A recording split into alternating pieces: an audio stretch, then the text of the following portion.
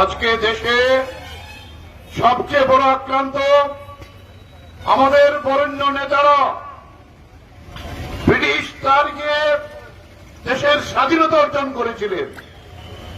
সেই স্বাধীনতা অর্জনের লড়াইয়ে কংগ্রেস এবং কমিউনিস্টরা একসাথে এই স্বাধীনতা সংগ্রামে আমরা অংশগ্রহণ করেছিলাম। আমাদের পূর্বপুরুষরা আন্দামান জেলে একসাথে ছিলেন, ভারতবর্ষের বিভিন্ন জেলে একসাথে ছিলেন, মৃত্যুবরণ করেছেন এই স্বাধীনতা অর্জন করার জন্য। এই হল কংগ্রেস আর কমিউনিস্টের ইতিহাস। আর আজকে আমরা একত্রিত হয়েছি কখন? যখন দেশের সংবিধান এই নরেন্দ্র মোদীর নেতৃত্বে বিজেপির হাতে আক্রান্ত। ভারতবর্ষের এই আম্বেদকর যে সংবিধান রচনা করেছিলেন, এই সংবিধান থাকবে কি থাকবে না? এক দেশ, এক নির্বাচন, এক দল, এটাই দেশ শাসনের আগামী নির্বাচন যদি পুরা বিজেপি আবার আসতে পারে। এই কারণে আজকে আমরা আবার জোটবদ্ধ হয়েছি। এই স্বৈরাচারী যারা ব্রিটিশ স্বাধীনতা সংগ্রামের বিরোধিতা করেছিলেন, যারা ইংরেজদের পদনায়ন করেছিলেন, দুর্ভাগ্যক্রমে আজকে সেই বিজেপি আরএসএস এর সহযোগিতা নিয়ে যারা মহাত্মা গান্ধীকে হত্যা করেছিলেন, আমাদের দেশের সম্প্রীতিকে নষ্ট করেছিলেন, হিন্দু মুসলমান বৌদ্ধ খ্রিস্টান এই ঐক্যকে যারা ধ্বংস করেছিলেন, সেই বিজেপি আজকে এই শাসন ক্ষমতায় এসে গত 19-এর নির্বাচনে চলে যেত, পুলওয়ামার মতো ঘটনা করে, ওই হিন্দু জাগরণ মঞ্চ ইত্যাদি করে কোন ক্রমে ক্ষমতায় টিকেছিলেন, কিন্তু মানুষের ভোটে না, ভোট বিভাজনের সুযোগ দিয়ে। এই বিভাজন যাতে না হতে পারে, তাই আমরা আজকে আবার ঐক্যবদ্ধ হয়েছি গোটা দেশের মধ্যে সমস্ত বিরোধী শক্তির, বিজেপি বিরোধী, ধর্মনিরপেক্ষ এবং গণতান্ত্রিক শক্তি। এই রাজ্যের মধ্যেও আপনারা জানেন 23-এর নির্বাচনে আমরা আমাদের জয় কেউ আটকাতে পারত না। আমরা কংগ্রেস কমিউনিস্টরা যেভাবে ঐক্যবদ্ধ হয়েছিলাম, কি করে আমরা জিততে পারলাম না?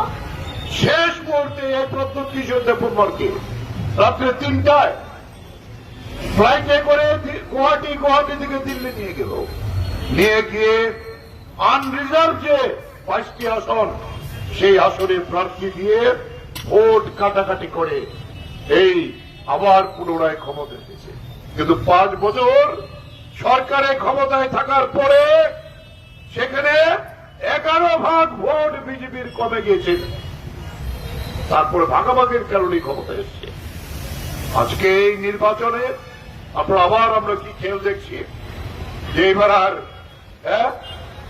নির্দল প্রার্থীরা, তীব্রতার প্রার্থীরা তীব্রতাকে বিজেপির পকেটে না ঢুকাতে পারলে, আর তীব্রতার পকেটে বিজেপি না ঢুকলে সিপিআইএম কংগ্রেস সহ যে 8 দলের জোট হয়েছে তাকে রোখার ক্ষমতা বিজেপির নেই ইতিহাসে।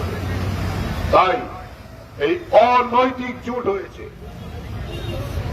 আমি জিজ্ঞেস করবো পুরনো যারা আছেন, 19-এর নির্বাচনের কথা যারা জানেন, ওই তাদের ওই কি মিসকল বাবা নাকি বলে দেওধর, এই লোকসভার নির্বাচনে এই প্রদ্যুৎ কিশোরকে, এই প্রজ্ঞাকে যে দান করেছিলেন, কি কথা বলেছিলেন? এই রাজ পরিবার দেশকে বিভাজন করতে চায়, ত্রিপুরাকে বিভাজন করতে চায়, ট্রাইবেল নন ট্রাইবেলের ঐক্য নষ্ট করতে চায়।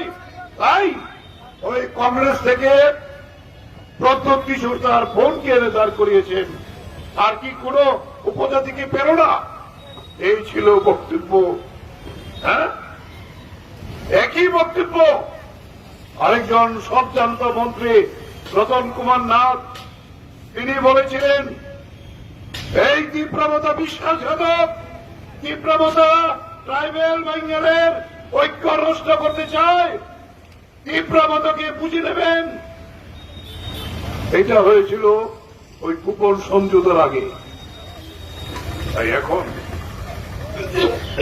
বিজেপি বুঝতে পেরেছেন আমরা যেভাবে ঐক্যবদ্ধ হয়েছি, ত্রিপুরার সমস্ত বিজেপি বিরোধী শক্তি এই দুটি আসনে মানুষ যদি ভোট দিতে পারে, ভোট কেন্দ্রে যদি যেতে পারে, আমরা যদি এজেন্টদের বসাতে পারি, তাহলে বিজেপি দুটি আসনের একটি আসনও জিততে পারবে না। তাই